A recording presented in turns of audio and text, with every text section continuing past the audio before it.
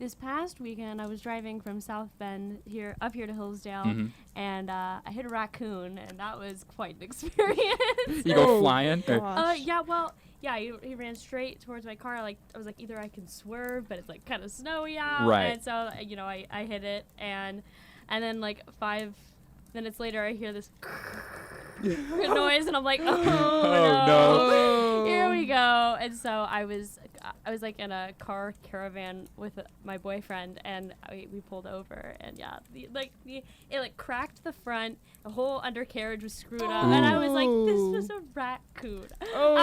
And guess what? He saved the day. You want to know what he used? What? Zip ties. No way. So yeah. Oh my goodness. So my car is zip tied together right now, and he needs some help. Oh my goodness. Yeah, that must have been a chunky raccoon. He was eating good. Yeah. Well, not anymore. Or he definitely ate somebody was seeing to that. Yeah. So. Oh my goodness. Yeah. I don't know. The craziest story I think I have from the airport. I was in Panama City. I was flying back to Detroit for school, and I'm sitting in the terminal minding my own business, and I hear this woman scream bloody murder, and I turn around, like everyone in the terminal turns around. She goes, "Someone help me." She had been holding this puppy in her lap, and it has fallen to the floor just lifeless. And she's like, "Somebody help me." She's freaking out. Like we were having an incident in the terminal of this airport in Panama City, okay? Now, everyone's looking around like they don't know what to do. I'm not a veterinarian. Give it mouth to mouth. Yeah. Go in and give us some puppy love. Yeah.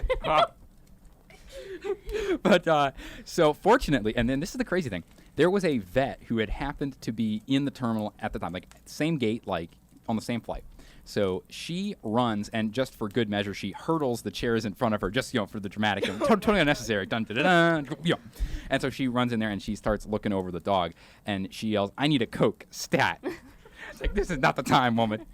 And so the gate agent just starts running down to the vending machine, and she starts, trying to buy this Coke, but of course it won't take the money. And so, there's a really tense moment. So the Coke gets back to the vet, and she opens it up, and I thought she was going to drink it. She opens up this Coke and just starts glug, glug, glug, glug, glug, shoving it down the dog's throat.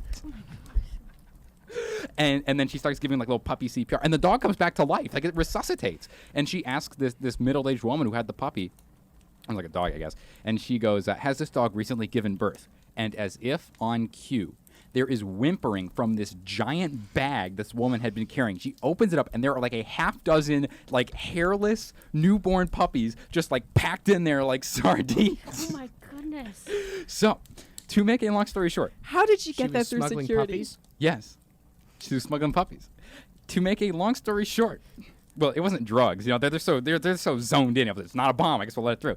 But okay, so basically, this dog had just given birth, and it lowers their glucose levels to the point where they'll go catatonic if they don't have like sugar and stuff. So the dog was never dead; it was just passed out. And so this woman just took a, well, she really didn't take a funnel. She kind of drink some Coke, and then just brings this dog back to life at the airport. Oh my goodness. So I think that's the craziest thing I've ever seen while traveling.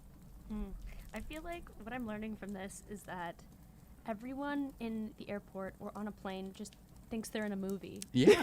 So they all just act as if they're in a movie. Right. And everything is unnecessarily dramatic. Mm-hmm. Like, I'm going to hurdle this. It definitely seemed like a meta.